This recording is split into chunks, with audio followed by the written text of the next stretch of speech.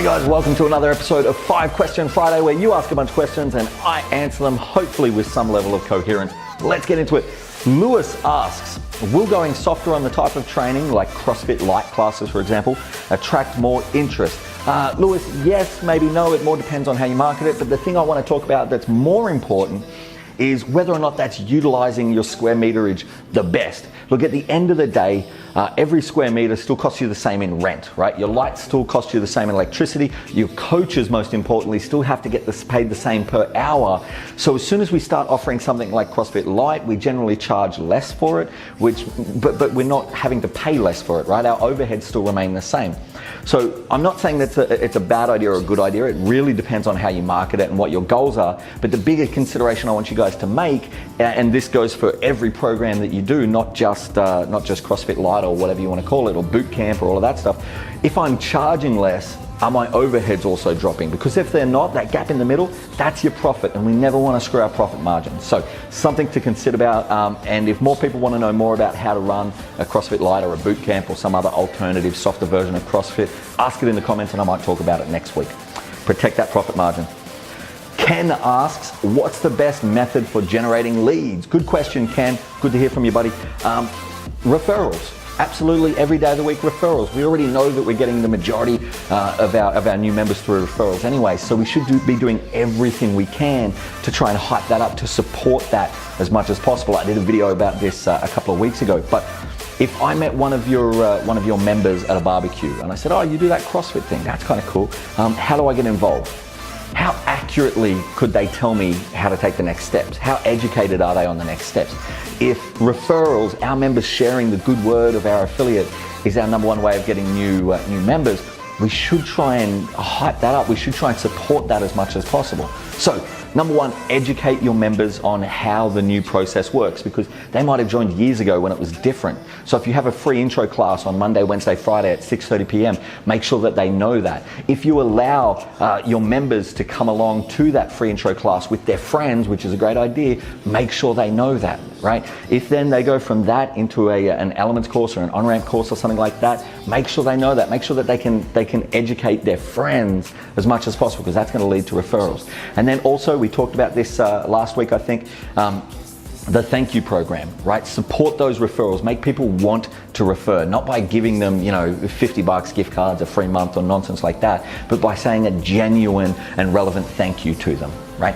So what's the best method of generating leads? By far, it's referrals. You can still do it with social media, with Facebook, with Google Ads, with business to business. There's a million ways to do it, but I think the best way and the most comfortable way and the most sustainable way for most affiliates is referrals. So focus on referrals. Justin, how do you bring up stuff you need coaches to work on? Music selection, coming into the gym with a better attitude, etc. Really good question, Justin. Pretty much the same that we sort out everything else in our business, with systems, right? So when we're talking about this kind of stuff for coaches, we're talking about the coach's charter, right? You can call it whatever you want. I call it the coach's charter. This is where we sit down with our coaches and we talk about what are our values, what are we all about, and then what's the practical representation of that. So for example, if one of our values is professionalism, okay, well, what's the practical representation of that? Well, it's turning up on time, it's wearing the right kind of uniform, not working out straight before class so you're all sweaty and puffed, that kind of stuff. If one of our values is the experience, giving a premium, safe experience, then for our coaches, attitude matters a bunch for that. So you got to make sure that the coach's charter outlines what kind of attitude they're going to approach class with, that they leave all of their personal shit, whatever happened outside of these 4 walls, they leave outside of these 4 walls. So that's how we get our coaches on par. It's unreasonable to expect our coaches to just know this stuff. Just because you know it doesn't mean that they're going to know it. It's unreasonable to just expect common sense, because everybody's worldview is different, everybody's version of common sense is different. So you need to sit down with your coaches. It's important to include them in this. Work out what the values of the business are and how they're represented practically, and then those practical representations are put down into a coach's charter. Everybody signs off on it, everybody has a copy of it, everybody understands it, and then you've got a fallback if one of your coaches isn't meeting the requirements of the charter. You can just sit down and work on it with them. Cool? So I hope that helps, Justin. That's how we get our coaches on the ball.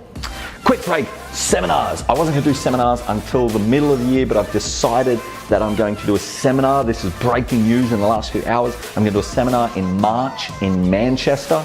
I'm just waiting on dates, but seminar in March in Manchester, UK, be there.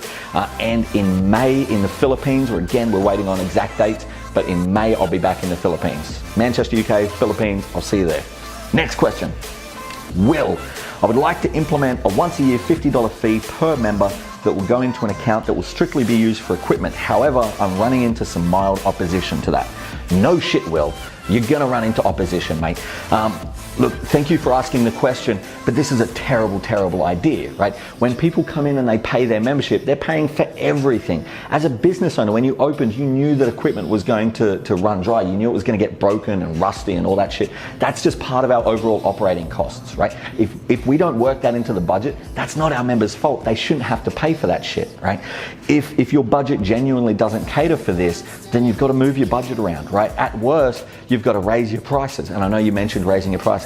That's a far better option than expecting them to pay a once a year fee. You know, what comes next? Your lease taxes come up once a year, so you're asking them to pay an extra $20 towards that. You know, affiliation comes up once a year. Everyone's got to chip in $15 towards that.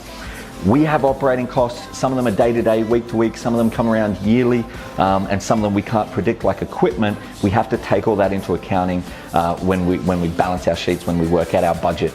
So absolutely not, man. I appreciate the question, but it's a terrible idea. Just balance your budget a little bit better. Raise your prices if you really need to. Ben, last question from my good man, Ben Breen. How much should we spend on Facebook ads? This is kind of a tricky question, because how much? Well, it depends on your budget. It depends on what you're trying to achieve. Are you trying to grow? Are you trying to maintain your levels? So the question I'm going to tweak it a little bit and answer is, what should I boost, or what should I spend money on Facebook? And the answer is pretty simple. Anything that directly brings the viewer value or our affiliate value. I'll explain. If you put out something that helps the person who's viewing, who's looking at it on their phone. So something like an instructional where you're helping them get fit at home. Maybe you're showing them, you know, one of my favorite is 10 mum and bub exercises that new mums can do at home, something like that. That helps them, so they want to see it, so you want to encourage them to see it, so you're going to boost that. If you're putting out something that realigns what they think about CrossFit, right? So you're putting out some member stories that shows one of your 50-something-year-old members and how CrossFit's changed their life. Again, that's not helping them directly, but it is going to help them redefine what they think about CrossFit and maybe decide that CrossFit is for them. So I'm going to boost that one. And then something that's going to help us. So if I put out something that's going to help us, again, the member stories, they also help us. So I'm going to boost that. Obviously a call to action. So, hey, come in, try a free class tonight at 6:30. Absolutely, I'm going to boost that. Everything else, don't bother wasting your money on it, right? Don't boost something just because it gets a lot of likes. I know Facebook will jump up and say, hey, this post got 80% more reach, boost it. Facebook's trying to make money, okay? Don't believe everything they say. Just because it gets 80% more likes doesn't mean it needs to be boosted. It could just be a photo that a bunch of your members have liked. So I'm going to tweak the question, Ben. What should I spend money on? Something that brings the viewer value, or something that brings us, the affiliate owner, value. And then just as a general guide, because you asked the question, how much should you spend? Depends on your budget. Generally, you know, $10 to $20. It has to be pretty good to spend over $20. I try and boost all of these videos, and I spend between $5 and $15. If I think it's really good, 15. If I think it's so, maybe just $5. But it really does depend on your budget, how often you're posting, what you're trying to achieve with the business, that kind of stuff. So that's 5 Question Friday. We've talked about CrossFit Lite and utilizing your space. We've talked about the best method of generating leads and referrals. We've talked about how to get your coaches on board and doing what you want them to do. We talked about our seminars in the UK in March and in Philippines in May. Be there. We've talked about adding in fees and budgeting for equipment, and we've talked about Facebook marketing and spending money on Facebook ads. I hope that answers a bunch of questions. I need more questions for next week, so drop them in the comments below. If you've watched all the way through this part, thank you so much. It's a long video. I will see you next week.